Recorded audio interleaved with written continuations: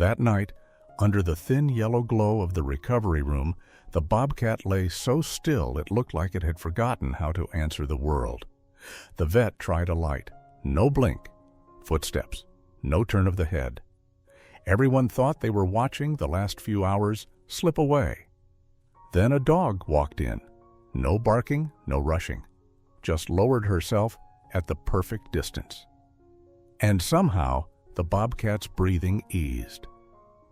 In that moment, the rescue began, not with a miracle, but with a steady heart that knew how to keep life from letting go. Before we start, hit the like button and make sure to subscribe if you haven't. And hit that notification bell so that you won't miss any new stories. The recovery room was the kind of quiet you only notice when something is wrong. A single lamp burned above the stainless steel table, casting a pale, honey-colored circle on the floor. The rest of the room sat in shadow, gray cabinets, folded towels, a sink that smelled faintly of disinfectant and warm metal. Somewhere behind the wall, a heater clicked on and off, a soft mechanical sigh that couldn't quite push the chill out of the air. On the table lay a bobcat. Not the fierce, sharp-eyed animal people picture when they hear the word. This one was small in on itself, fur rough and uneven, breathing shallow enough you had to watch for it. Dr. Monica Reyes stood with her hands still, as if any sudden movement might break the thin thread holding him here. She angled a penlight toward the bobcat's eye.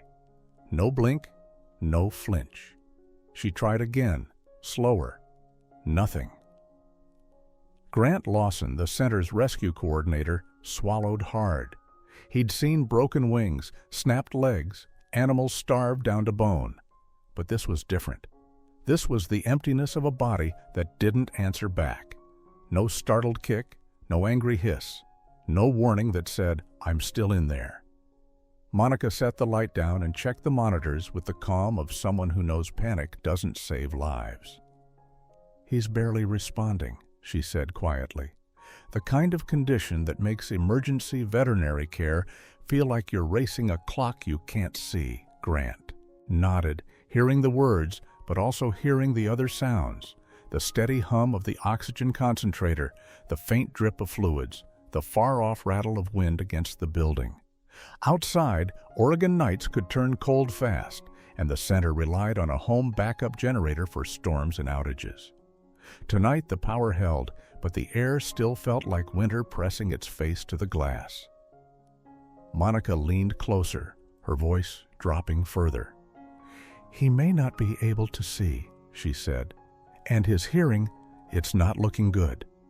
She didn't say the rest, but it hung there anyway. Sometimes animals arrive too late for miracles. Grant's eyes went to the door when he heard the softest scuff on the hallway floor. Nails tapping once, then stopping. He turned, expecting a technician. Instead, Hazel appeared. A golden retriever, full-grown, her coat the color of late summer wheat. She didn't rush. She didn't bark. She paused at the threshold like she understood the rules of a room where survival was happening. Her ears flicked forward, then settled. She took 2 careful steps and lowered herself onto the floor, not beside the table, not close enough to crowd the bobcat. Just there, present, steady, like a warm, living weight that told the room it was safe to breathe. "Hazel," Grant murmured under his breath, surprised to see her here. She'd been staying at the center temporarily, an adult therapy dog whose owner, an older retired nurse named Pat Hanley, was going through a long hospital stay. Hazel wasn't staff. She wasn't part of the wildlife plan.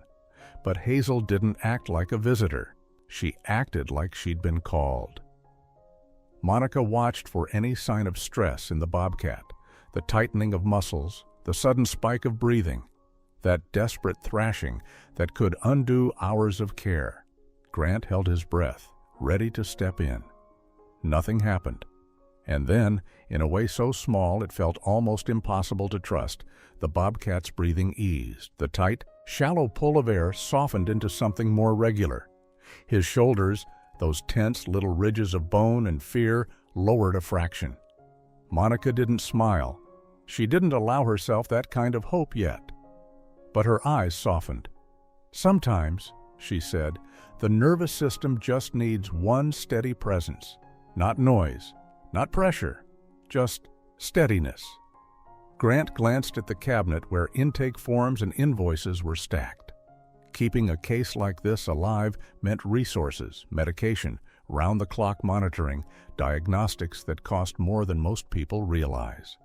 He thought of how often the center had to ask for help, how animal rescue donation drives kept the lights on and the supplies stocked, how even pet insurance conversations in town sometimes turned into a reminder that emergencies don't wait for a good month. Monica reached for a small dish of watered-down food and set it near the bobcat's mouth. Her voice was gentle, practical. "Here's our line," she said. "If he takes anything in the next 24 hours, anything at all, we keep fighting. If he doesn't, we may be making a different kind of decision." Hazel stayed where she was, eyes half-lidded, breathing slow, as if she could lend that rhythm to someone who couldn't see her, couldn't hear her, but could still feel the truth of her being there. And in that dim circle of lamplight, with the heater clicking and the storm-muted world pressing close, the question wasn't whether anyone would be shocked by what came next. The question was whether this bobcat would choose to stay. By dawn, the lamp in the recovery room looked harsher, almost too bright for what it had been shining on all night. Grant hadn't slept. He'd taken his coffee black, the way he did when he needed his hands to stop trembling. Hazel was still there on the floor, her body a quiet, steady warmth against the cold tile, as if she'd been placed there on purpose. Dr. Monica Reyes checked the bobcat again, then glanced at the clock. "We're still inside that first day," she said. Her voice stayed even, but Grant could hear the weight underneath it. 24 hours wasn't just a number. It was the thin line between effort and mercy. That was when Evelyn Carter arrived. Evelyn was a volunteer with the kind of practical kindness you see in people who've lifted too many injured animals into their cars. Her cheeks were red from the wind, her jacket dusted with the faint white grit of road salt. She set her gloves on the counter and rubbed her palms together, trying to bring feeling back into her fingers. "I found him near the south end of Ashland," she said softly, like she didn't want the words to startle anything alive in the building. "Right where the pavement gives up and the brush takes over." She described it in pieces at first, the smell of wet cedar, the sting of cold air in her nose, the way her boots sank into muddy grass beside an old sagging fence line.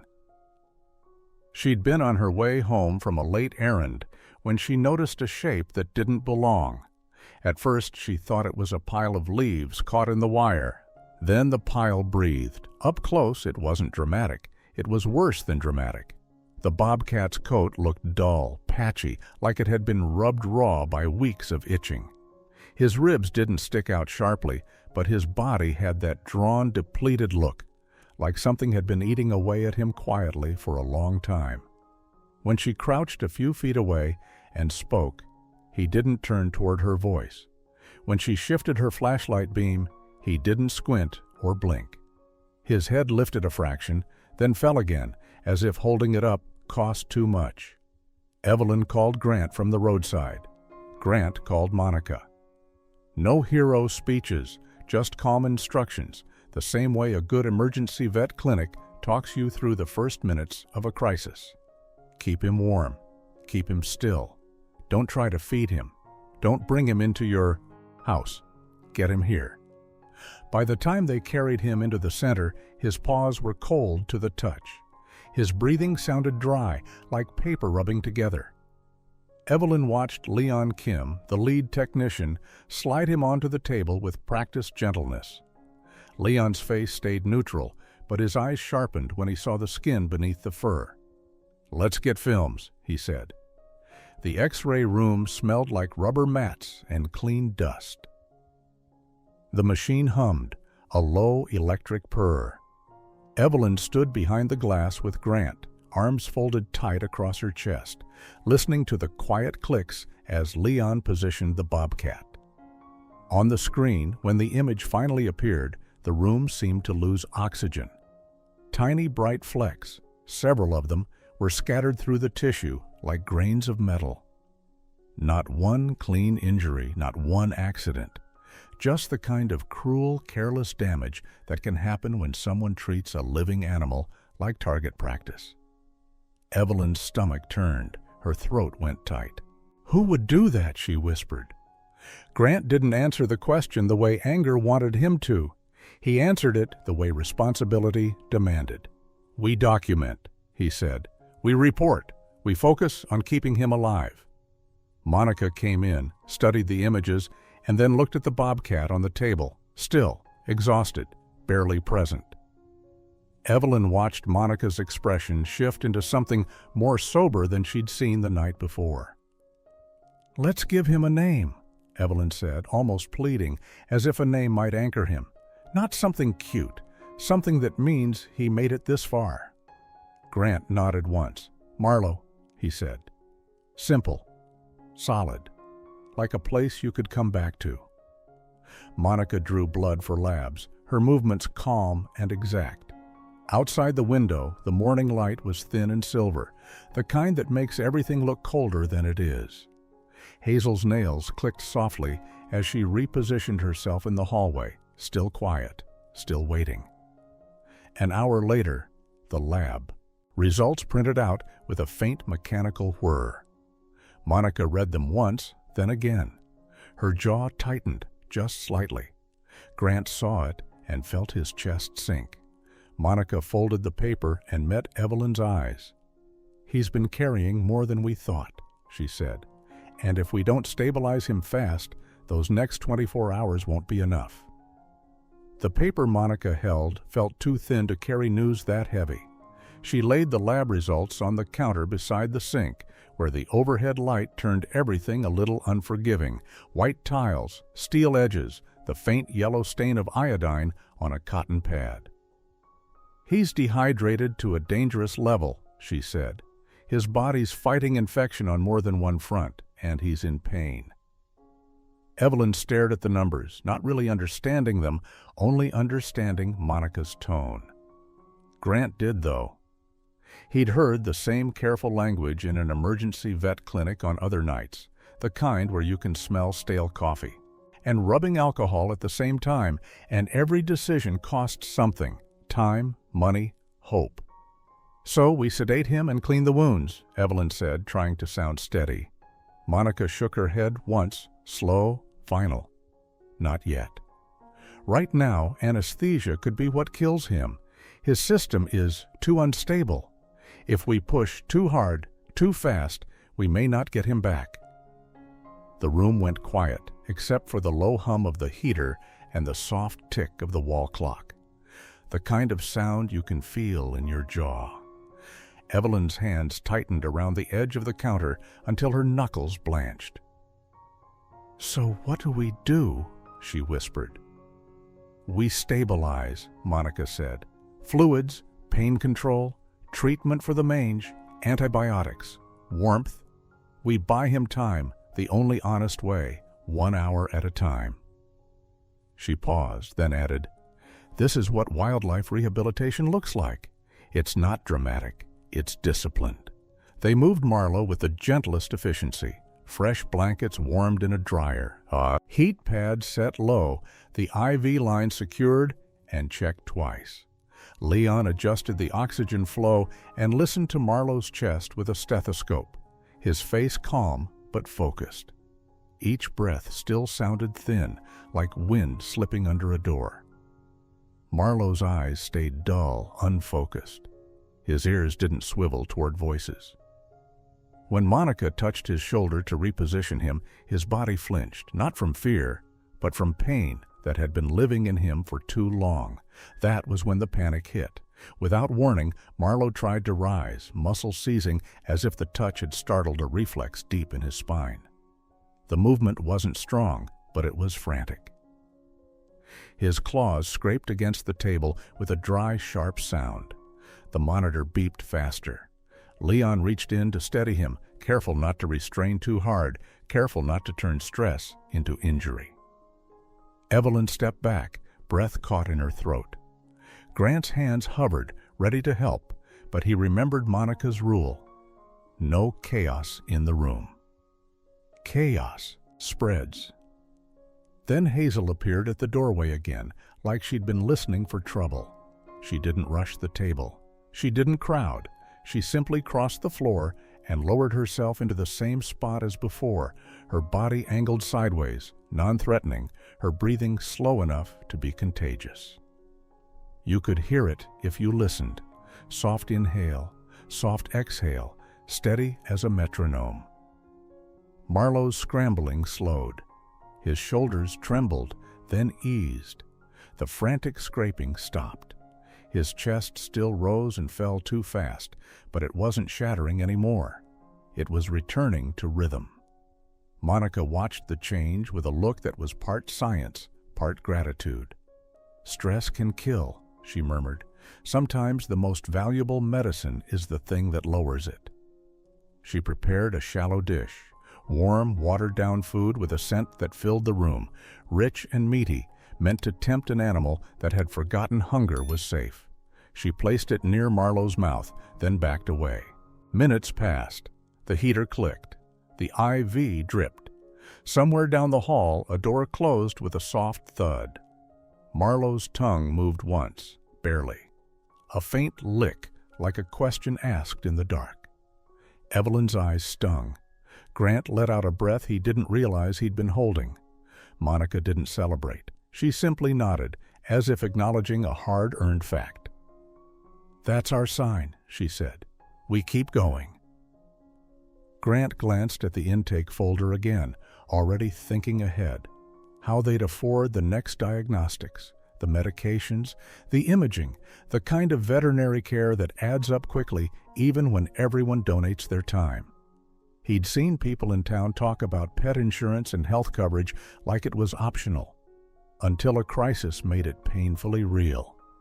Wildlife cases didn't get that luxury. They got whatever the community could stand behind. Leon walked to the door, then hesitated. His brow furrowed as he looked at the latch. "This was opened earlier," he said quietly. "Not on the schedule."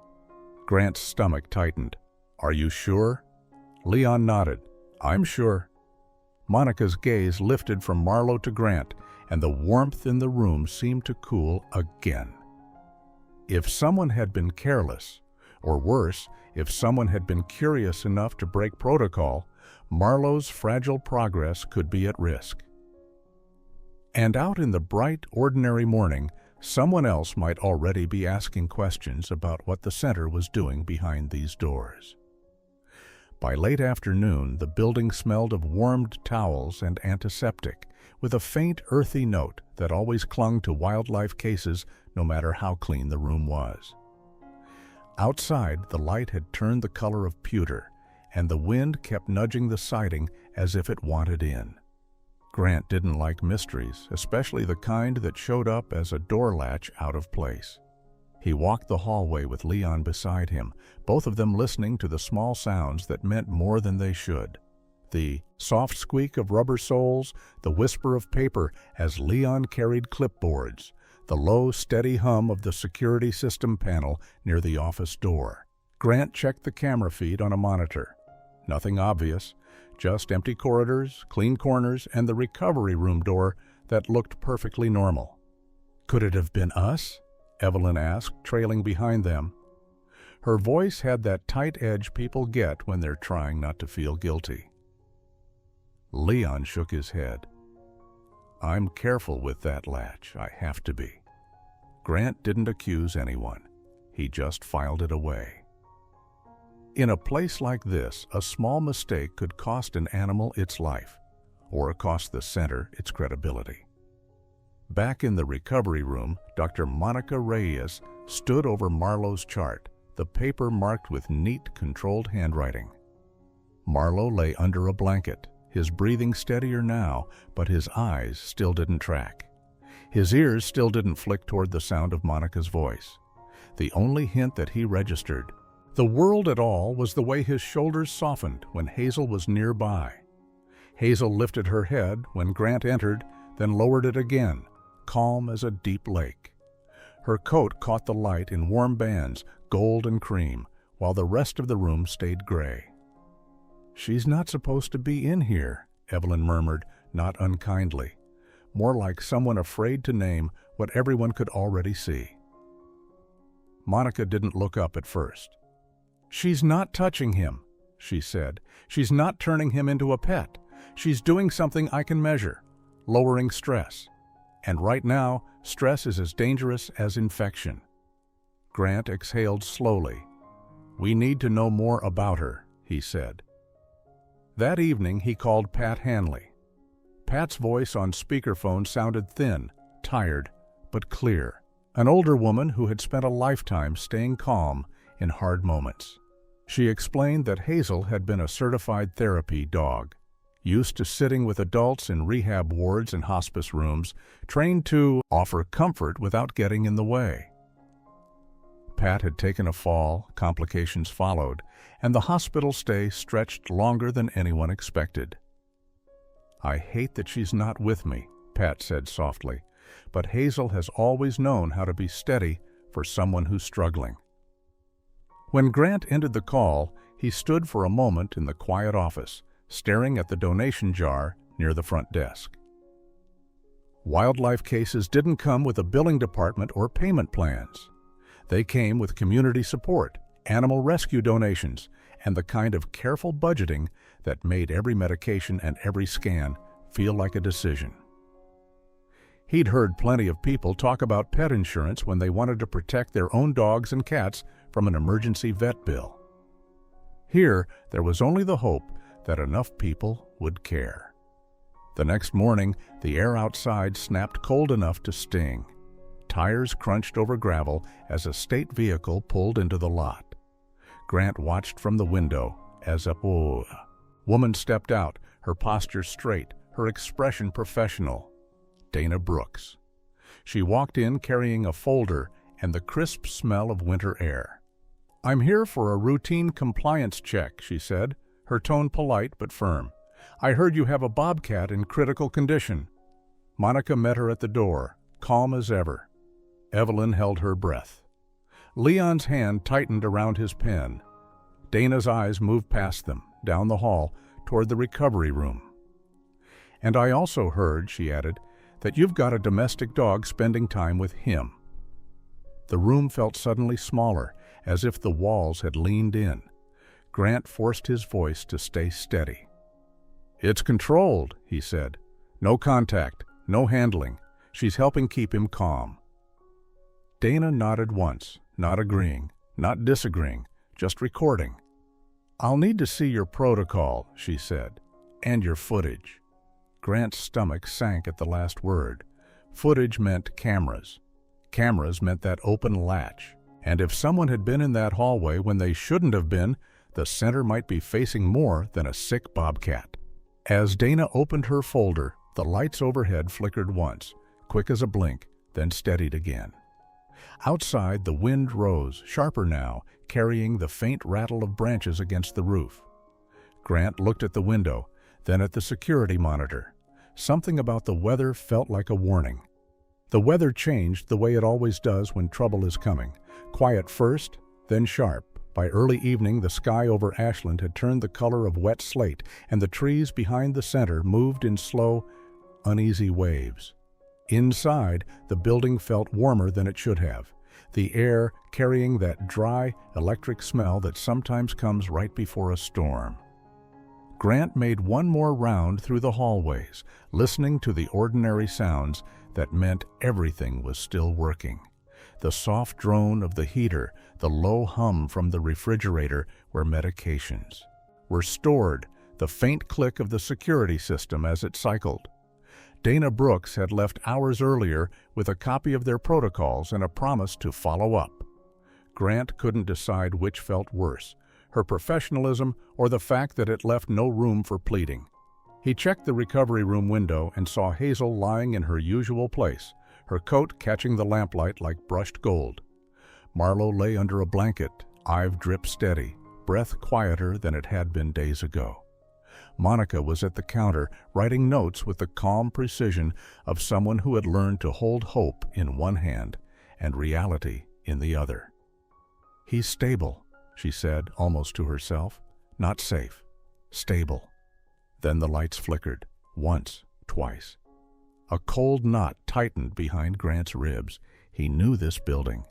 He knew what it sounded like when the world outside started tugging at the wires. The hallway lights dimmed and came back, dimmed again, and then went out completely. The sudden dark was so clean it felt like someone had thrown a heavy blanket over the whole place. For a second, there was nothing but the storm, loud now, rattling the windows with hard, fast taps. Then the backup generator coughed to life, one rough mechanical shudder, and the emergency lights blinked on. They weren't bright. They were a thin yellow glow, the kind that makes faces look older and corners look deeper. Grant exhaled, tasting metal in his mouth. "Generators holding," he said, more for Evelyn than for himself.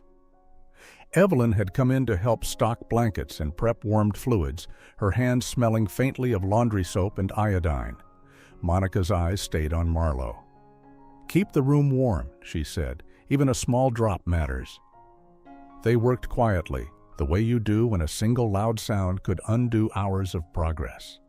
The heater clicked, but weaker now. The generator's vibration traveled through the floor in a faint tremor you could feel in your shoes. Then the security panel chimed, a sharp electronic beep that cut through everything. Grant's head snapped toward the monitor. One of the exterior motion sensors had tripped near the back entrance, the one by the supply shed where donated food and equipment were kept. On the camera feed, the image was grainy and gray, rain streaking the lens. At first he saw nothing. Then a shape moved, low to the ground, hugging the edge of the building. It could have been a raccoon. It could have been a coyote. It could have been a person with a hood pulled tight against the weather. The camera couldn't tell him which, and that uncertainty made his pulse jump. Another beep, the latch alarm. Leon appeared in the hallway, hair damp from stepping outside to check the generator. "Back door," he whispered. "Something's messing with it." Grant's mind split in two directions. If someone got into the supply shed, they could steal medications. They could damage equipment. Emergency veterinary care depended on those supplies, and replacing them wasn't simple. People talked about pet insurance and medical bills like they were numbers on paper, but here the cost was measured in whether an animal made it through the night. He took one step toward the door, then stopped when he heard it. The scraping sound inside the recovery room. Marlo had shifted. The blanket slid a few inches. The monitor beeped faster. His breathing turned ragged, a rough, dry pull, as if the darkness had reached into him and yanked a fear he couldn't name. He pushed up, unsteady, claws skittering against the table in a sharp, sickening scratch. Monica moved in immediately, not grabbing, not forcing, just steadying his body with practiced hands. "Easy," she said, her voice low and warm, the kind of voice that doesn't ask for trust. It offers it. Hazel lifted her head. She didn't bark at the storm. She didn't rush the table. She only shifted closer by a foot, laid her chin on her paws, and began to breathe. Slowly, deep, even breaths that filled the room like a rhythm. And Marlo, trembling, bleeding faintly where a small scrape had opened on his foreleg, stopped fighting the air. He didn't calm completely, but he didn't spiral. Grant stayed at the doorway, heart pounding, torn between the shadow outside and the fragile life inside. Monica glanced at him, and her eyes carried the hardest truth of rescue work. "If he crashes again," she said quietly, "we may have to choose comfort over hope." Another chime from the security panel echoed down the hall. Grant tightened his grip on the doorframe and looked back at the monitor, knowing that when morning came, Dana Brooks would return, and the story of this bobcat might not be theirs to decide anymore. Morning brought a weak, watery light and the smell of wet pine. The storm had moved on, but it left the world rinsed and raw. Puddles in the gravel lot, branches scattered like broken fingers, the air cold enough to make your teeth feel sensitive. Inside the center, everything sounded louder than it should. The generator had quit sometime after midnight, but the memory of its vibrations still lingered in Grant's bones. In the recovery room, Marlowe lay still beneath a fresh blanket. The small scrape on his foreleg had been cleaned and wrapped, but his breathing carried a rough edge, like sandpaper against glass. Dr. Monica Reyes checked him in silence, then looked at the team. "He didn't crash," she said, careful with the words, "but he spent a lot of reserves last night." Hazel remained in her place on the tile, her coat bright against the gray floor. The room smelled faintly of warmed broth, antiseptic, and that earthy, wild scent that never fully disappears. When Marlowe's chest tightened, Hazel's breathing slowed, and somehow the space felt less sharp. By mid-morning, the first phone call came in, then another. Grant listened to a voicemail that began with concern and ended with accusation. Someone had seen the lights go out. Someone had heard about a bobcat inside. Someone had decided the center was keeping wildlife like pets. Another message took the opposite angle, angry that they hadn't done surgery immediately, as if emergency veterinary care worked like ordering a part and swapping it out. "People don't know what they don't know," Evelyn said, but her voice shook. She had dark circles under her eyes, the kind that come from sitting with a life that might slip away. Grant went to the front entry to lock the donation box inside. Wildlife rehabilitation depended on trust as much as it depended on antibiotics. One bad story could dry up support overnight. He thought of the practical things people understood: home insurance, health insurance, liability insurance. Systems built for predictable risks. This wasn't predictable. This was a living animal, arriving broken, and a team trying to make the next hour possible. A vehicle pulled in, with a neat official roll of tires on wet gravel. Dana Brooks stepped out, folder under her arm, hair pulled back tight. The cold wind didn't touch her composure. She greeted Grant with the same polite firmness as before, the kind that didn't bend for good intentions. "I need your logs," she said. "Overnight incident report, and camera footage from the back entrance." Grant felt a slow heat rise under his collar. "We handled it," he said evenly. "No one got inside."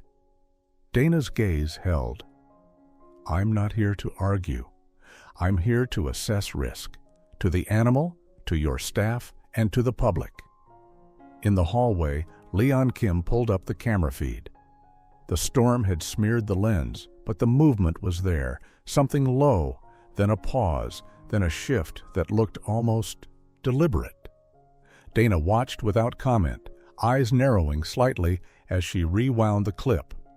Evelyn stood near the doorway, hands clasped, fingertips red from scrubbing. "He's improving," she said, almost pleading. "He ate. He's calmer. We're doing everything right." Dana didn't soften, but she didn't dismiss it either. "I'm aware," she said, "and I also know that improvement can be fragile. If he can't stabilize, you may be looking at a transfer to a higher-level sanctuary sooner than you planned, or a humane decision." The words landed like a door closing.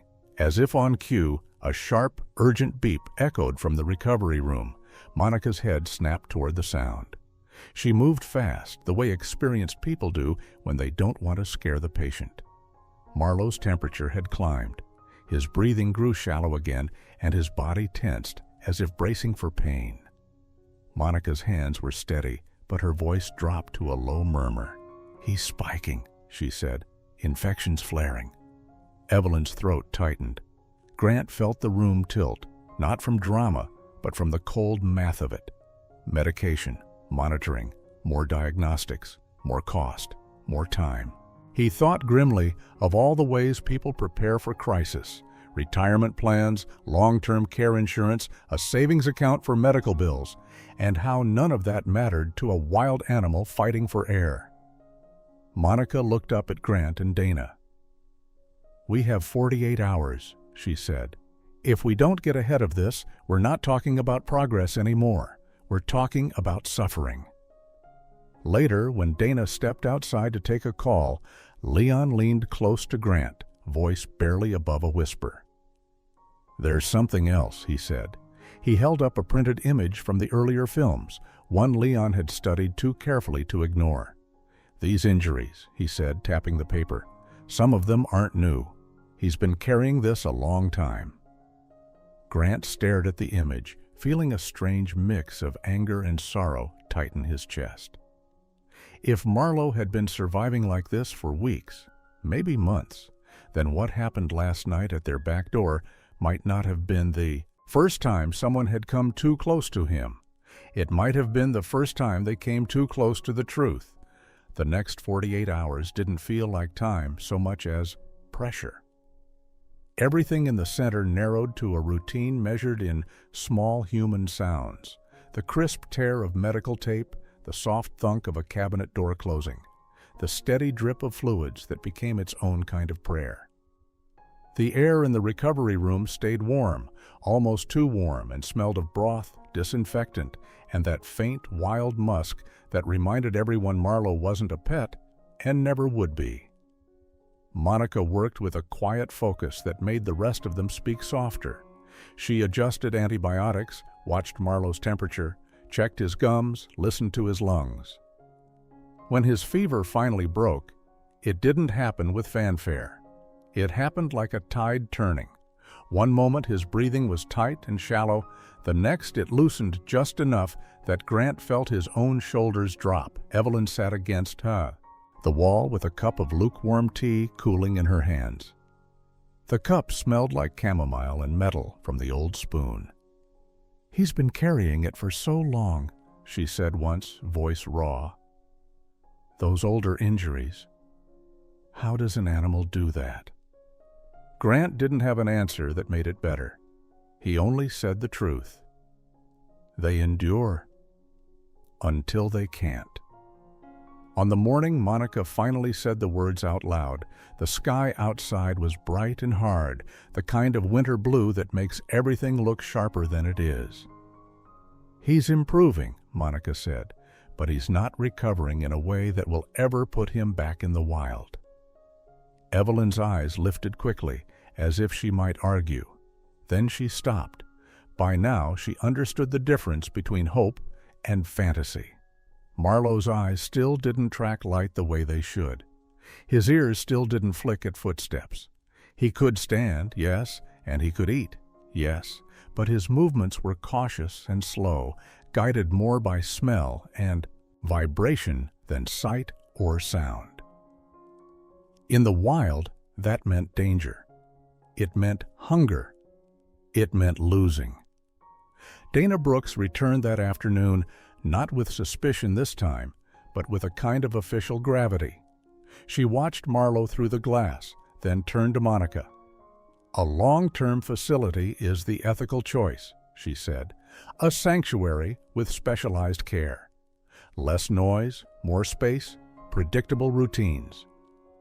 Grant heard the relief in her words, even if she didn't soften her face. It meant they weren't being shut down. It meant Marlowe wasn't being written off. It meant the fight had earned them a door that opened forward. Monica named the place Timber Creek Wildlife Sanctuary. Quiet enclosures, dedicated staff, the kind of environment built for animals whose bodies had changed the rules on them. It was the kind of care that cost money, real money, and Grant found himself thinking again about the strange way the world works. People plan for retirement, for long-term care, for Medicare supplemental insurance, for the day their own bodies need steady support. Marlowe didn't get a policy. He got the kindness of strangers and a team willing to do the paperwork, the fundraising, The phone calls, the careful logistics. When the transport crate arrived, it smelled like fresh pine and hardware store plastic. The metal latch was cold in Grant's hand. The bedding inside had been warmed, folded just so. The room felt too bright, sunlight spilling through the window and catching dust in the air like tiny drifting sparks. Evelyn stood close enough to see Marlowe's whiskers tremble when he breathed. "I hate this part," she whispered. Monica didn't pretend it was easy. "A good decision can still hurt," she said. They moved slowly.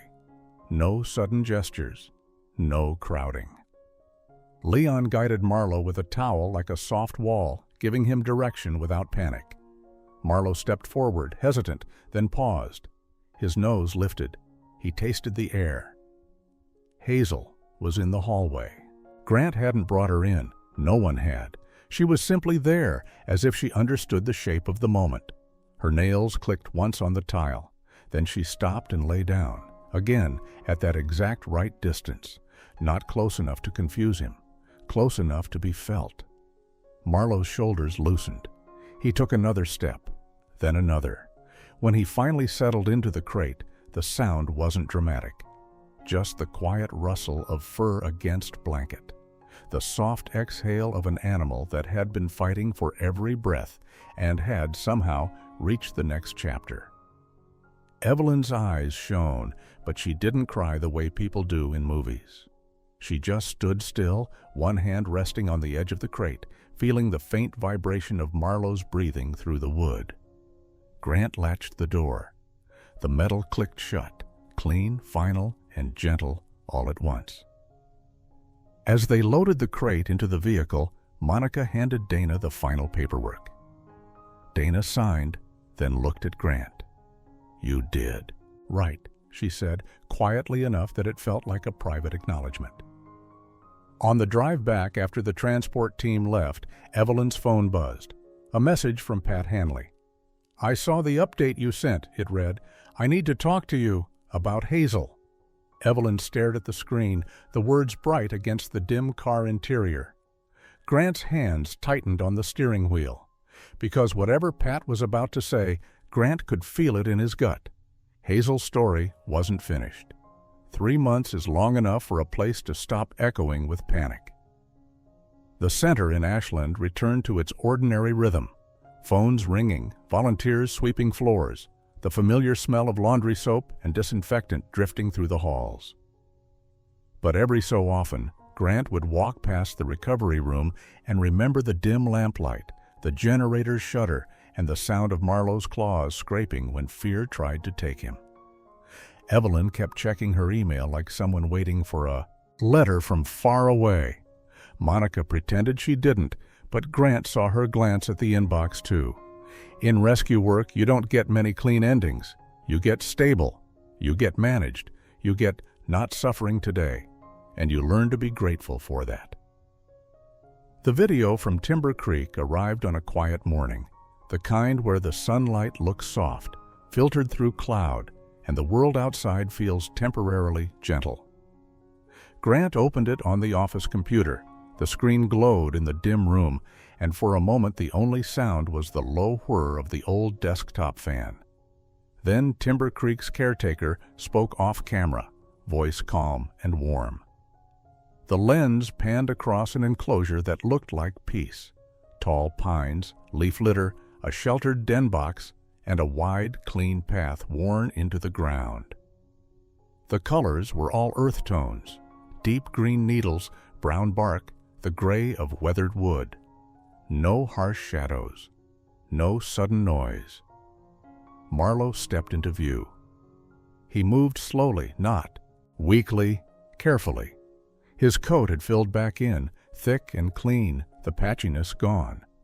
The raw, irritated skin that had once looked painful was now calm under a healthy layer of fur. He paused, lifted his nose, and took in the air the way wild animals do when they're deciding whether the world is safe. Monica leaned closer to the screen. "Look at his gait," she murmured. "He's compensating, but he's steady." Evelyn's hand flew to her mouth. She didn't speak, but her eyes softened in a way that made her look suddenly younger. The caretaker scattered food at a distance, respectful, routine. Marlowe approached without rushing. He ate with focus, not desperation. The sound of crunching carried faintly through the speaker, small, ordinary proof that the basics were working. Life, nutrition, rest. Grant felt something loosen in his chest. "That's good," he said, and the word didn't feel big enough. The camera shifted toward the sheltered corner of the enclosure, the place Timber Creek used for quiet, for animals that startled easily. A wooden den box sat partly hidden by brush. The caretaker's voice lowered, as if not to disturb the calm. "And here's the part I think you'll want to see," she said. The frame moved again. Evelyn leaned in, her breath catching. A shape lay on the ground in front of the den, stretched out like a warm rug of sunlight. Gold, cream, stillness. Hazel. For a second no one spoke, because the brain has to catch up to the heart. Grant stared, waiting for someone to say it was a trick of the light. Monica's eyes widened, then softened. Evelyn's shoulders shook with a silent, disbelieving laugh. Hazel didn't look out of place. She looked assigned, like she belonged there in the most careful, deliberate way. The caretaker continued, voice steady. "Hazel arrived 2 weeks ago. All paperwork completed. She's been evaluated and approved as a companion support dog for our special needs wildlife cases." Grant blinked hard. "How?" Evelyn's phone buzzed in her pocket, as if timed by fate. She pulled it out with trembling fingers. A text from Pat Hanley. "I wanted you to see it first," Pat wrote. "I can't bring Hazel home. My doctors won't allow it, and I won't gamble with her future. But I couldn't stand the thought of her being passed around when she's built for one thing, being steady. I asked Timber Creek if she could serve where she's needed most. They said yes. I signed her over with a full endowment for her care." Grant stared at the words endowment for her care and felt his throat tighten. People throw money at noise. Pat had put hers into something quiet and lasting, like funding long-term care insurance for a being that couldn't speak for itself. On the video, Marlowe stepped out from the den's shadow. He didn't rush Hazel. He didn't prance like a pet. He simply paused, nose lifted, reading the air the way he always had. Hazel remained motionless, breathing slow, her presence a soft anchor in a world that could still feel unpredictable. Marlowe took one careful step closer. Not close enough to touch, just close enough to recognize. His shoulders lowered a fraction, the same way they had in that first dim room back in Ashland. The same release, the same quiet surrender of fear. Hazel's tail moved once, a gentle sweep against the ground, more a signal of peace than excitement. The caretaker's voice stayed low. "That's what we want," she said. "Not a bond that turns him into a pet, a bond that lets his body rest, a steady presence that helps him live well." Evelyn wiped her cheeks, surprised to find them wet. "He's not alone," she whispered. Monica nodded, her voice barely audible. "And we did it the right way." Grant watched the screen a moment longer, letting the calm settle into him like warmth. Outside the office window, the trees swayed, green against a pale sky. Inside, the center felt quiet, not empty, not heavy, just quiet. Rescue stories don't always end with a miracle. Sometimes they end with paperwork, ethics, and a decision that costs someone their comfort so another being can have peace. And sometimes, if you're lucky, they end with a promise kept, not with applause, but with a golden dog lying at the right distance and a wild heart finally able to breathe. Thank you for joining us on this journey. Before you scroll away, tell me this. Do you believe a bond like theirs could really exist? If this story touched your heart, drop a 1 in the comments so I know you're still with me. And don't forget to subscribe, because the next story might just remind you that sometimes the wild loves us back in ways we'll never forget.